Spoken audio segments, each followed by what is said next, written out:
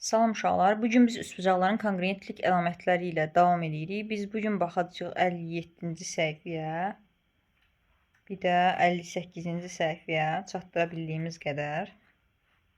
Deməli, ilk olaraq sizə burada araşdırma müzakirə verilib. Görək bu praktik işiniz sizin nədən ibarətdir. Sizə ləvazimətlər lazımdır. Rəngli kağız. Rəngli olmasa da olar. Əsas kağız olsun. Deməli, bir dənə kağız götürürsünüz, bir dənə qayçı, bir dənə xəttkeş, transporter və karandaş.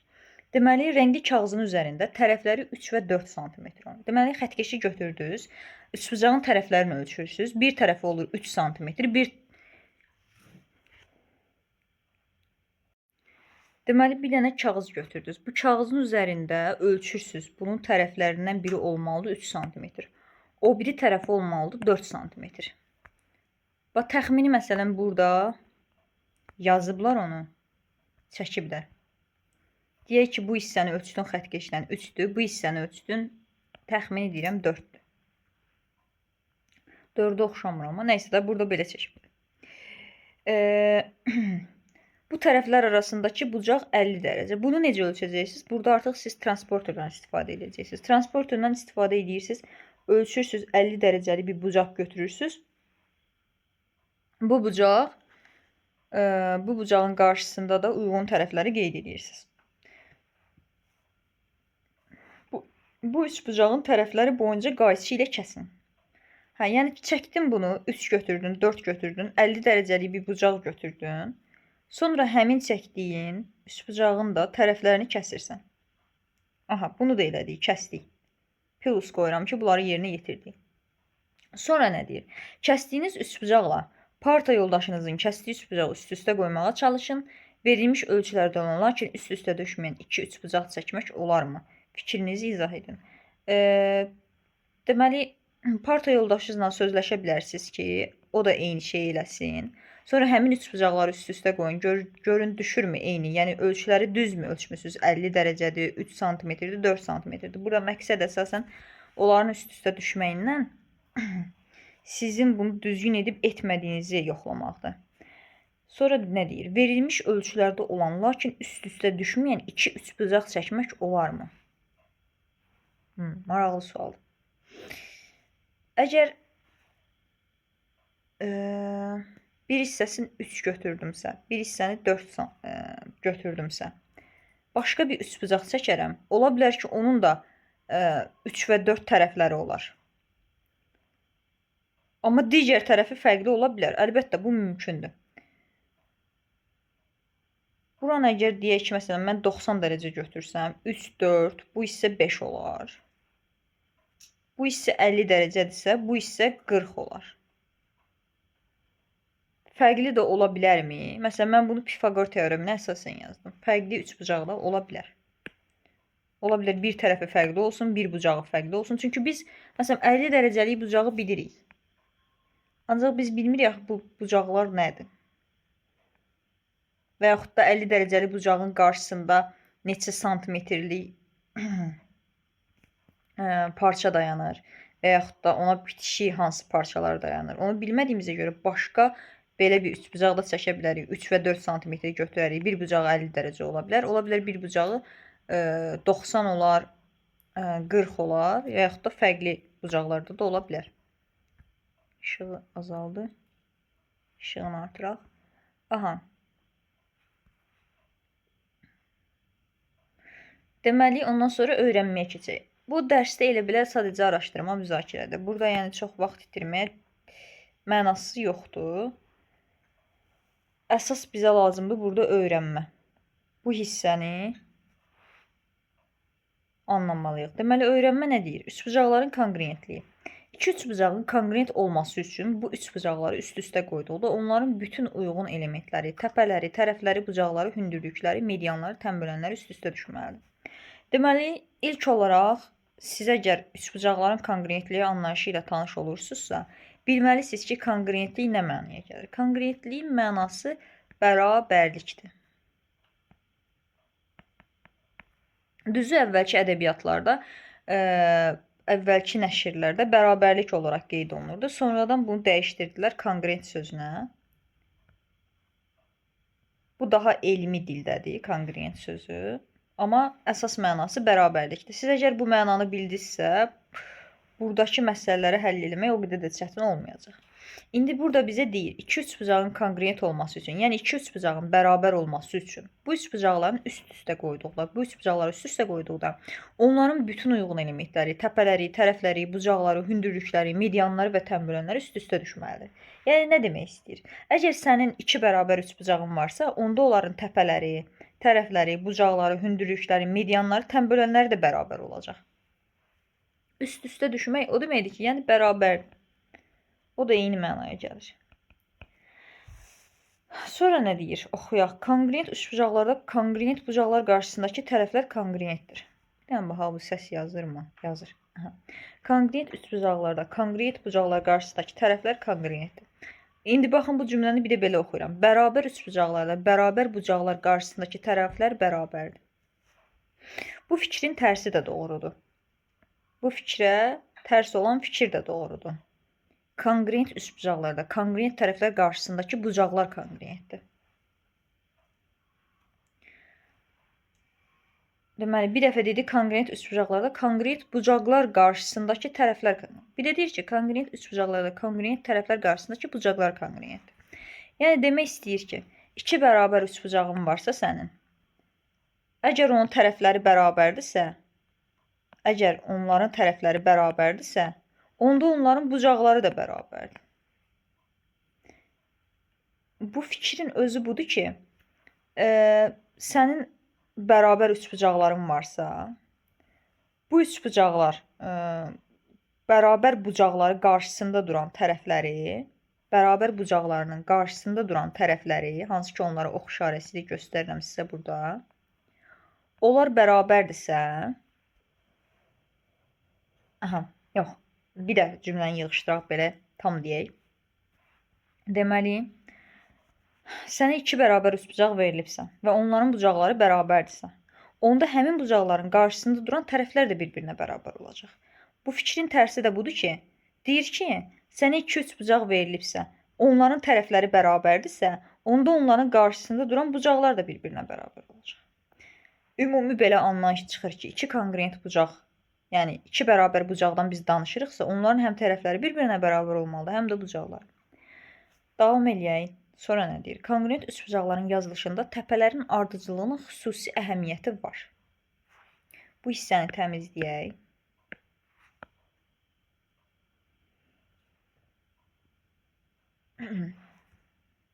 Konqruent tərəflər qarşısındakı bucaqlar, bunu oxudum. Nə deyir? Konqruent üçbucaqların yazılışında təpələrin ardıcıllığının xüsusi əhəmiyyəti var. Məsələn, şəkildəki ABC və DEF üçbucaqlarının konqruent olduğu belə yazılır. Baxın, konqruentliyin işarəsi budur. İki dənə bərabərlik işarəsi qoyulur, bir dənə də üstdən dalğalı. Bu bildirir ki, iki üçbucaq var və bunlar bir-birinə bərabərdir. Biri DEF'dir, biri də ABC'dir. Ondan sonra bu yazılışdan uyğun tərəflərin və bucaqların konqruent olduğu başa düşülür. Deməli, bu yazılışdan sən başa düşürsən ki, A bucağı D bucağına bərabərdir. Necə başa düşürsən onu? Bax, birinci yerdə duran A'dır, birinci yerdə duran D'dir. Ona əsasən bilirsən ki, A bucağı D bucağına bərabərdir. Yəni, bu yazılış elə belə bir yazılış deyil. Bunun da bir mənası var. Müəyyən bir sıra ilə yazılıb. Sonra sənə deyir ki, B bucağı Y bucağına bərabərdir. Bax, B bucağını ikinci yerdə yazmışıq. Y bucağını da burada ikinci yerdə yazmışıq. Sən yəni burada CAB bucağı yaza bilməsən. Daha doğrusu CAB üçbucağı, buna da götürüb FDY kimi yaza bilməzsən. Sən bunları adlandıranda onlara fikir verməlisən ki, onların həmin təpədəki, yəni adlandırdığın ABC tərəflərinin təpələrindəki bucaqları üst-üstə düşsün. Bax, üçüncü yerdə durub C bucağı. C bucağı F bucağına bərabərdir. C bucağı da üçüncü yerdə durub, F bucağı da üçüncü yerdə durub. Bu yazılışa fikir verməlisən. Sonra BC YF bərabərdir deyir. BC tərəfi YF tərəfinə bərabərdir. İndi bu hissəyə bax. B ilə C yan-yana verilib. Y ilə F də yan-yana verilib. Deyə bilərsən, BC YF-ə bərabərdir və yaxud da AC DF-ə bərabərdir. AC. Ola bilər A ilə C bir-birindən uzaqdır. Arada bir dənə necə deyək, hərf var. Ancaq A ilə C-nin sıralaması düzdür. AC DF-ə bərabərdir. Bir-birlərindən uzaq olsalar da sıralamaları düzdür. Məsələn, deyə bilirsən ki, AC DF-ə bərabərdir. Ondan sonra AB DY-yə bərabərdir. Bax, A ilə B-ni amma yanaşı yazırsan. Yazılıb burada. AB DY-yə bərabərdir. Yəni, açıq görünür ki, BC YF-ə bərabərdir. AB DY-yə bərabərdir. AC DF-ə bərabərdir. Yəni, bunu heç mənə bu deməsə də burada, mən sadəcə bu yazılışla onları ortaya çıxarda bilirəm. Bu qədər sadə. Sadəcə mən yazılışı nə etməliyəm? Əgər özüm adlandırıramsa yazılışı, düzgün şəkildə yazmalıyam. Hərflərin yerini fərqli yaza bilmərəm. Aha, davam edək çalışma 1-lə. İndi keçirik çalışmaları həll eləməyə. Burada hardasa 3 dənə çalışma var, elə çox verməyiblər. Sonra da kongruentli əlamətlərini daha geniş şəkildə veriblər öyrənməyi. Onu da digər videolarda baxarıq. Bax, görək nə qədər keçib vaxtımızdan 11 dəqiqə. Başlayaq məsələləri yazaq. Deməli, ilk olaraq zaten çalışmalarda bizə nümunə verirlər. Digər məsələləri də verirlər ki, biz özümüz həll edəyik. İlk olaraq biz nə etməliyik? Biz nümunəyə baxmalıyıq. Nümunəni oxumalıyıq, aydınlaşdırmalıyıq, başa düşməliyik. Həmin yazı formasında necə yazıblarsa, elə səliqəli şəkildə digər məsələlərdə dəftərimizə yazmalıyıq. Məsələn, mən burada yerim olmur. Mən sizə hamısını bir-bir oturub yaza bilmirəm. Həllin belə açıq şəkildə, açıqlamayı. Mən hamısını sizə sözlə deyirəm. Amma siz nə etməlisiniz? Siz bunları götürüb dəftərə yazmalısınız. Aha, indi baxaq. Nümunəni də sizə başa salacağım. Buradakı məsələləri də tək-tək hamısını həll edəcəm. Aha. Deməli deyir ki, şəkildə kongruent üçbucaqlar verilib. Kongruent tərəfləri və kongruent bucaqları yazın. Belə başa düşürük ki, deməli şəkildə bizə bərabər üçbucaqlar verilib. Sadəcə kongruent adı qoyublar bura. Bərabər tərəfləri və bərabər bucaqları yazmalıyam. Deməli mənə verilib ABC üçbucağı KNM üçbucağı ilə nədir? Kongruentdir. Hardan bilirəm kongruentdir? Çünki bu işarə var. Bu işarə nəyi göstərirdi? Kongruentliyi, yəni nəyi? Bərabərliyi göstərirdi. Aha. Məndən nə soruşur? Kongruent tərəfləri və kongruent bucaqları yazın. Sadəcə məsələn bu yazılışla, burada yazılanla biz onu müəyyənləşdirə bilərik ki, kongruent tərəflər nədir, kongruent bucaqlar nədir? Sadəcə bu yazılışla. Necə? Mən bayaq necə öyrətdim sizə? Bax, buradakı üsulla. AB tərəfi avtomatik bilirəm AB KN-ə bərabərdir. Sonra baxın, bunları silirəm. Kongruentliyi silək başım buradan. Sizi burada müayinəçilik törədir. Aydın şəkildə görək. Baxın, avtomatik mən sadəcə bu yazılışla veriblər sizə ki, ABC KNM kongruentdir. Bu yazılışla mən bilirəm ki, hansı tərəflər bir də hansı bucaqlar bərabərdir. AB KN-ə bərabərdir. İndi bunu silirəm. BC NM-ə bərabərdir. Bunu da bildim. Bir də bir dənə var idi. Uzaq idilər, amma bərabər idilər. AC K M-ə bərabərdir. Всё. Baxın, hamısını, dediklərimin hamısını da bura yazıblar. Aşağıda göstəriblər.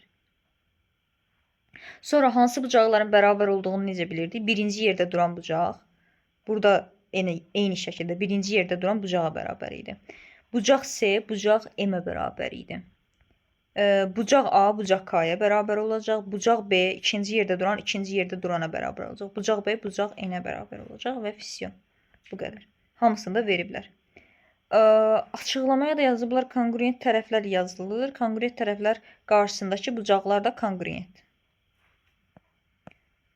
Aha, belə də müəyyənləşdirə bilərsiniz və yaxud da siz tapdınız bunu. Kongruent tərəflər.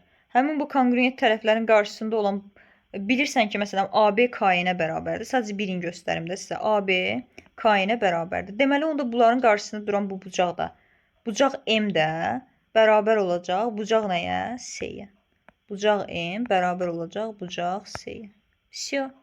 Yəni, onu belə də, bu şəkildə də fikirləşə bilərsiniz və yaxud da mənim dediyim bu üsulla da gedə bilərsiniz. Hansısı rahatdırsa. Biri var, biri müəyyənləşdirəsən, sonra ondan nəticə olaraq bunu çıxardasan. Bir də var, avtomatik elə baxırsan buradan hər şeyi sürətli şəkildə çıxarırsan. Davam eləyək. Baxın, artıq burada nümunə verməyiblər. Burada məsələnin özünü veriblər. Biz onu özümüz həll etməliyik. Siz ümumiyyətlə mənim dediyim üsulla da gedə bilərsiniz uşaqlar. Amma burada sizə artıq açıq şəkildə də veriblər. Hansı tərəflər bir-birinə bərabərdir. Mən burada fikir vermədim. Avtomatik şeylə getdim. Bu yazılışla. Çünki burada izahım verdiyim üsulla. İndi məsələn, burada siz baxırsınız ki, hansı tərəflər bir-birinə bərabərdir. Baxdım, gördüm ki, FY nəyə bərabərdir? P ilə bərabərdir. Məsələn, bunu tək-tək yaza bilərsiniz. FY bərabərdir P ilə. Baxdım ki, bərabərdir tərəfləri. Mən də belə yazdım. Sonra, bir dəqiqə, FY P ilə bərabər deyil. 1 3-dür, 1 6-dır. Səhv götürdük. Səhv götürdük. Bunları silirik tez. Burada FD P ilə bərabərdir. Çünki hər ikisi 3 santimetrdir. FD bərabərdir P ilə. Aha. Sonra mənə deyirdi uyğun tərəfləri tap, bir də uyğun bucaqları tap. Sonra FY var burada. PG var burada. Bərabərdirlər. Deməli, FY də bərabərdir PG-yə. Bərabərdir deyəndə biz bunu gəlin belə yazaq. Yazılışımıza uyğunda. Düzgün yazılış budur. Kongruentdir. Aha. Sonra DY kongruentdir nəyə? C elə. DY kongruentdir nəyə? C elə. Все, bu qədər. İndi biz kongruentliyin əlamətinə əsasən bilirik ki, nəyi bilirik? Bilirik ki, kongruent tərəflər qarşısındakı bucaqlar da kongruentdir. Deməli, FY-nin qarşısında nə durur? D. D bucağı nəyə bərabər olacaq? PG-nin qarşısında duran bucağa, yəni elə. Kongruent olacaq. Bu kongruentliyi də burada yaxşı yaza bilmədim mən. Aha, bu getdi məsələn. İndi gəlin onu sinək, digərini yazaq. Başımız qarışmasın. Sonra baxıram məsələn, DY. DY neçə santimetrdir? 5 santimetrdir. Qarşısında duran bucaq F-dir. Bucaq F nəyə bərabər olar? Yenə 5 santimetr olan tərəfi tapıram. Onun qarşısındakı bucağı tapıram. Qarşısındakı bucaq nədir? P-dir. 5 santimetr olan tərəfimiz GL-dir. Onun qarşısında duran bucağı da P-dir. Okay. Bu da getdi. Bu da getdi. Sonra bizim qaldı D6 cm. 3 santimetrlik tərəflərin qarşısındakı bucaqlarımız qaldı bizim. Deməli, bir DF var bizdə, bir də PL var. Onların qarşısında duran bucaqlar bir-birinə bərabər olacaq. Yəni, bucaq Y kongruent olacaq bucaq G-yə. Bu qədər. Bir də sizi izah elədiyim üsulla da eləyə bilərsiniz. Baxın. Buradan avtomatik mən baxanda bilirəm. DY bərabərdir LG-yə. YF bərabərdir GP-yə. Bir də DF, LP bir-birinə bərabər tərəflərdir. Və yaxud da PL də deyə bilərsiniz. İndi adlandırmaya əsasən o dəyişir. Mən məsələn burada adlandıranda PL kimi adlandırdım. LP də, PL də uzunluqları parçaların bir-birinə bərabərdir. Məsələn, burada adlandırmaya baxanda əslində bunu PL kimi yazmaqdansa P kimi yazmaq daha düzgündür. Çünki bunun adlandırması belədir ki, LGP belə gedir. Okay.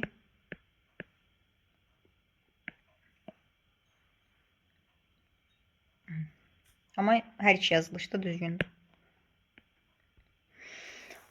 Sonra məsələn bucaqların bərabərliyini də bilə bilərdik. Birinci yerdə duran bucaq birinci yerdə duran bucağa bərabərdir. Hər iki üç bucaqda birinci yerdə duran üç bucaqlar, ikincilər də bir-birinə Y, G-yə bərabər olacaqdı. F, P-yə bərabər olacaqdı. Tək yazılışla da mən onları çıxarda bilərdim şəkillərə baxmadan. Deyək ki, bizə şəkillər verilmədi. Bizə tək bu yazılış verdi. Siz o yazılışla da təkcə bunu bilə bilərsiniz. O qədər çətin deyil. Heç nə.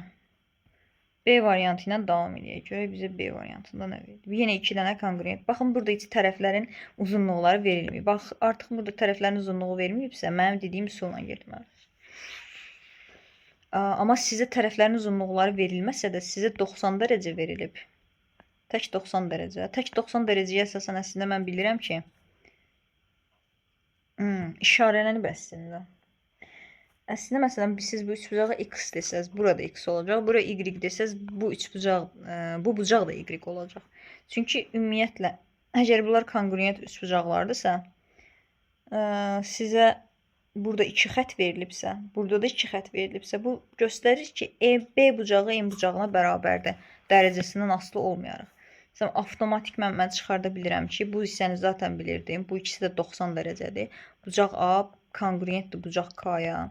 Sonra avtomatik mən baxıram ki, bu hissə də bu hissəyə bərabərdir. Bu bucaqlar bərabərdir. Yəni bucaq C kongruentdir bucaq M-ə. Sonra bu hissəyə baxıram. Bucaq B ilə bucaq N kongruentdir. Bucaq B kongruentdir bucaq N-ə. Всё. Bu qədər. Sonra uyğun tərəflər də var. Bu uyğun bucaqlar qarşısında duran tərəflər də bir-birinə bərabər olur. Məsələn, B-nin qarşısında duran nədir? AC bərabərdir nəyə? KM-ə. Bura baxsaq əgər. N-in qarşısında duran bucağa baxsaq, AC kongruent olacaq KM-ə. Yenə o biri bucaqlara da baxaq. Bucaq C. Bucaq C-nin qarşısında nə durub? AB durub. Deməli, AB nəyə kongruent olacaq? Ona baxaq. KN-ə kongruent olacaq. KN. KN-ə kongruent olur. Bucaq C-nin qarşısında AB durmuşdu. Bucaq M-in qarşısında NK durub. Kongruent olacaq nəyə? Bir dəqiqə. Bucaq C, bucaq M-dir. Bucaq M-in qarşısında durub NK. Və yaxud da KN. Adlandırmaya əsasən KN yazsaq daha doğru olar. Adlandırmaya baxıram. Sonra axırıncı hissəni də yazaq ki, axırıncı hissə də belə olur ki, AB, AC, BC. BC də kongruent olur NM. Bu qədər.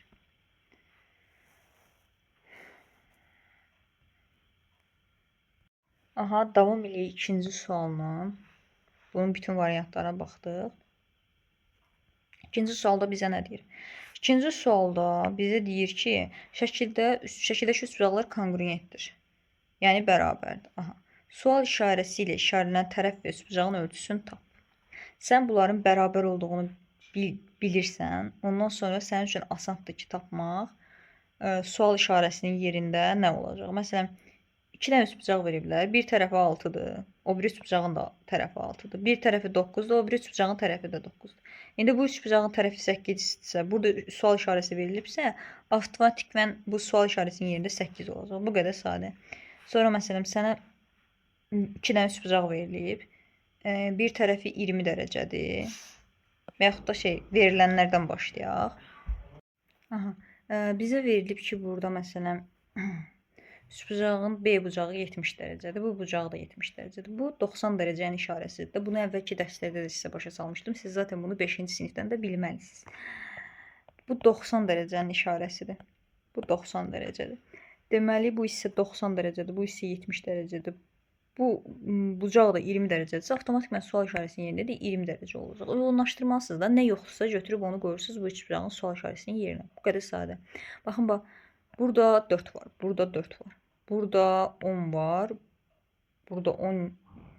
Burada 8 var. Sual işarəsinin yerində, amma bir dəqiqə 4 verilib, 8 verilib. Onda burada 10 olacaq. Burada da 8. Elə hər hərəsindən bir dənəsini çıxıblar sizi yoxlamaq üçün. Əgər kongruent, sən bilirsən ki, bu kongruent üçbucaqlardır. Yəni bərabər üçbucaqlardır. Bunların tərəfləri bir-birinə bərabər olmalıdır. Birində 10 verilib, hər ikisində 4 var. Birində 8 var, birində 10 var. Deməli, bu üçbucaqların bir tərəfi 4-dür, bir tərəfi 8-dir, bir tərəfi də 10-dur. Buradan sən avtomatikən onu başa düşməlisən. Elə olduğu halda heç nə. Bunun məsələn sual işarəsinin yerinə 10 qoyacaqsan, bunun sual işarəsinin yerinə də sən qoyursan 8. Bu da belə getdi. Baxaq 3-cü suala. Bizə ilk olaraq şərti oxuyaq. Şərtdə bizə nə deyir? Üçbucaqların kongruentliyini, bu işarəni işarəsi ilə yazın. Yəni kongruentli işarəsi ilə yazın.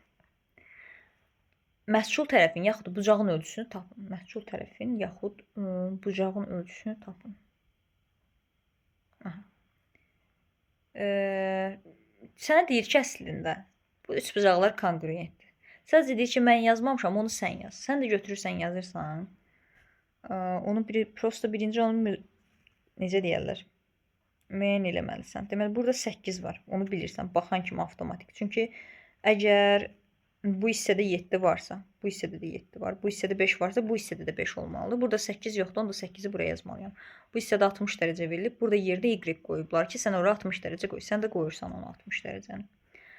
Gördün bu iki kongruent üçbucaq. İndi bu iki kongruent üçbucağı uyğun şəkildə yazmalısan. Məsələn, A, B, C üçbucağıdır bu. Kongruentdir. M, N, K ilə. Fikir verməlisən amma sən. Məsələn, mən deyəndə AB ilə N bir-birinə bərabər olmağına fikir verməlisən. B ilə C-nin bir-birinə bərabər olmağına fikir verməlisən. BC ilə, daha doğrusu, NK-nın bir-birinə bərabər olduğuna fikir verməlisən. AC ilə MK-nın bir-birinə bərabər olmağına fikir verməlisən ki, ona əsasən sən bunu belə adlandırırsan. Yoxsa mən demirəm ki, belə adlandırılmalıdır. Yəni, necə deyim? Mən özümdən çıxartmıram da bu adlandırmanı. Bunun xüsusi bir qaydası var. Bu qaydaya əsasən, qayda nədir? Adlandırmaya əsasən, qayda odur ki, uyğun parçalar bir-birinə bərabərdir. Uyğun bucaqlar da bir-birinə bərabərdir. Mən bunu yazanda, bu adlandırmanı yazanda uyğun parçaları bir-birinə nəzərə almalıyam ki, məsələn, mən səhər bir gün bu üçbucaqların şəklini belə göstərməsəm ki, məsələn, desəm ki, ABC MNK-ya bərabərdir, o avtomatik mən bu yazılışdan başa düşür ki, AB tərəfi MN-ə bərabərdir, BC tərəfi NK-ya bərabərdir, AC MK-ya bərabərdir və s. və ilə axır. Yəni, belə düşün, çox uşaq buna əhəmiyyət vermir. Məsələn, mən burada biraz həmşəyə oluram. Buna mütləq əhəmiyyət verməlisiniz. Bu çox vacib bir məsələdir. Məsələn, sənə başqa adla xitab olunsa, sənin adın məsələn deyək ki, Fidandır. Sənə başqa adla mən xitab edirəm. Sən xoş gələr, gəlməz. Üçbucaqlara qarşı da biz elə olmalıyıq. Aha, davam edək. Onların dili yoxdur bizdən danışmaq, amma biz onlara hörmət qoymalıyıq uşaqlar. 6.5, 6.5 bir tərəflər verilib. 4 sm, 4 sm verilib. 3.5 verilib, 3.5 yoxdur. X-in yerinə 3.5 yazıram. Sonra sənə verilib 120 dərəcə burada, onda burada avtomatikman 120 dərəcə olacaq. Aha. Mən deyir ki, onların kongruentliyini yaz. Baxıram, TS nəyə bərabərdir TS? TS bərabərdir, kongruentdir. PR-ə. PR-i belə yazıram. Ondan sonra TS ev yazaram, yəqin ki, V daha doğrusu ev deyirəm. Onda PR aha, bir dəqiqə, 3.5-dirsə belə yaza bilmərəm də. Belə yaza bilmərəm, yox, bir dəqiqə. Necə yazaram? Mən bilirəm ki, mənim tərəflərim bərabərdir. Mən burada yaza bilərəm QR. Deyək ki, mən yazdım P QR kongruentdir. PQ tərəfinə uyğun tərəf hansıdır? PQ tərəfinə SV-dir. PQ SV VT aha SVT VT tərəfi ilə də burada QR tərəfi bərabərdir. Все, bu qədər. Bu iki üçbucaq kongruentdir. Baxaq görə PR tərəfi də yəni 6.5 də bərabər olacaq. ST tərəfinə baxaq. Bəli, bərabərdir. Все, bu qədər uşaqlar. Bizdə başqa burada heç nə istəmirdi. Biz deməli 57 və 58-ci səhifələrdə olanlara baxdıq. Əlbəttə bunun davamı da var. Onlara da hal-hazırda boğazım ağrıyır. Mən bu qədərini çatdıra bilmərəm. Bu da gələn dərslərdə inşallah. Daha doğrusu gələn videolarda.